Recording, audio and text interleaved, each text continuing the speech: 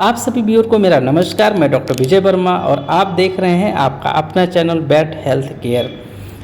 आज के वीडियो में हम प्रोलैप्स के केस के बारे में डिस्कस करेंगे।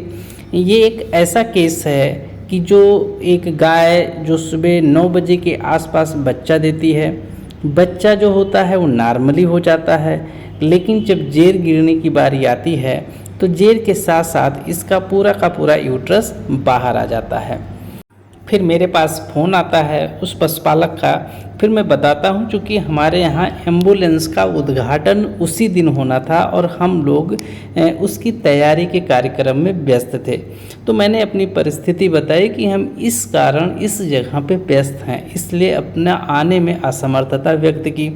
फिर वो आसपास के जो भी प्रैक्टिशनर थे उनको ला करके वो अंदर करने की कोशिश किया, लेकिन इसमें प्रॉब्लम ये आ रही थी कि जैसे ही वो अंदर करते थे वैसे वो तुरंत बैक मार देती थी।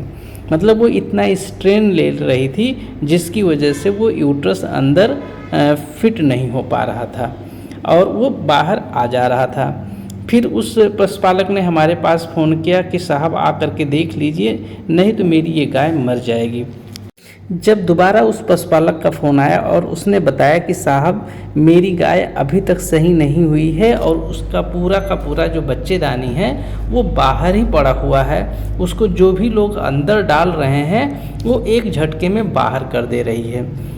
एक्चुअली में मैं जहाँ पे रहता हूँ यहाँ से लगभग 45 किलोमीटर दूर का ये केस था, तो इसीलिए शुरुआत में मैं थोड़ा सा आलस्य भी कर रहा था।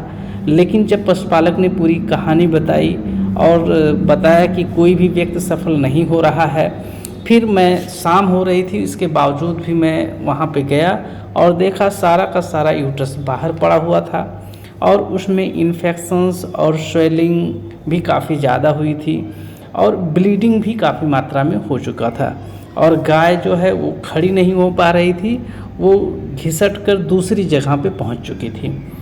इस केस में इस एनिमल की सारी कंडीशंस को प्रॉपर्ली एग्जामिन करके फिर अपना आकलन करके इसमें जो भी हमारा मैनेजमेंट का अपना तरीका है उस तरीके को हमने फॉलो किया।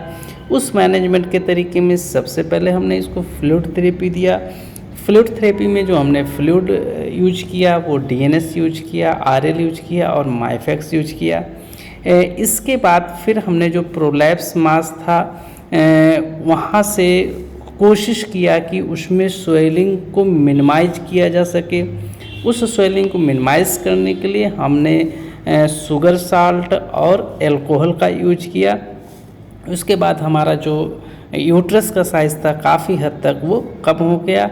फिर हमने जो प्रॉपर तरीका होता है उस प्रॉपर तरीके से मैंने उस प्रोलैप्स मास को आसानी से अंदर डाल दिया। अंदर डालने के बाद चूँकि वो उस समय स्ट्रेन नहीं ले रही थी, मैंने किसान से हिस्ट्री लिया कि पेशाब कर पा रही है, तो उसने बताया नहीं साहब पेशाब कर ले रही है।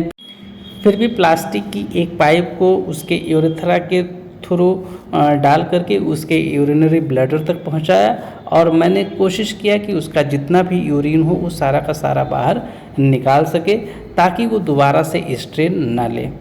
इसके बाद हमारे पशुपालक ने चिंता जाहिर की कहीं साहब आपके जाने के बाद दोबारा से बाहर न निकल आए। फिर उस पशुपालक की संतुष्टि के लिए उसके बल्बर लेब पर हमने एक सूचर मार दिया। उसके बाद ये एनिमल आप देख रहे हैं ये चल रहा है, उसको चलाया गया, खड़ा किया गया, नहीं तो सुबह से लेकर के शाम तक ये खड़ी नहीं हो पा रही थी। इसके बाद शाम को ये दूध निकाला गया है। अभी भी जब तक मुझे सूचना मिली है तब तक इस पशु को अभी खाने में प्रॉब्लम हो रही थी। आज दूसरे दिन सुबह जब मैं गया देखा तो ये सूजन जितनी भी थी वो सारी की सारी ख़त्म हो चुकी थी। अब ये पशु पूर्णतया स्वस्थ है। आशा करता हूँ हमारा ये वीडियो आप सबको पसंद आया होगा। फिर मिलेंगे आप सबसे किसी और वीडियो के साथ किसी और दिन। तब तक के लिए आप सभी व्यूअर का बहुत बहुत धन्यवाद। जय हिंद, जय भारत।